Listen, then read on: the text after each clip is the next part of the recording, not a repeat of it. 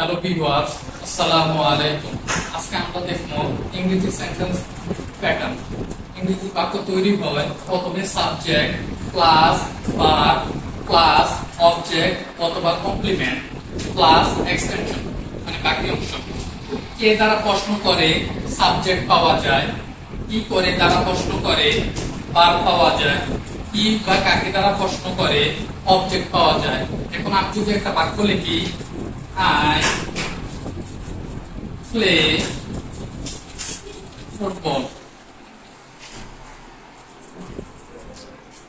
I play football.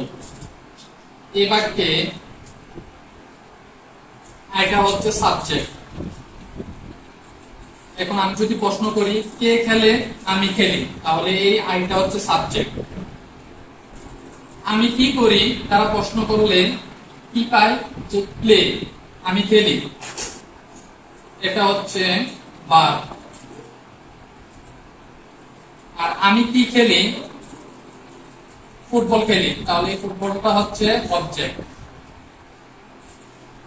এখন object versus complement এর পার্থক্য দেখো।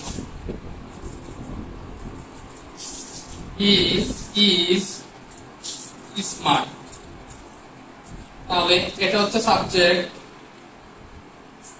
এটা ভার্ব, এই স্মার্ট, স্মার্টটা হচ্ছে কমপ্লিমেন্ট।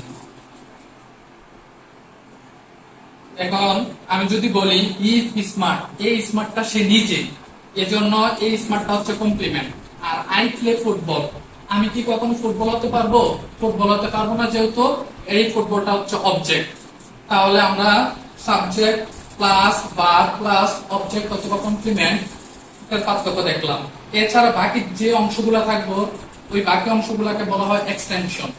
ওকে, আসসালামু আলাইকুম।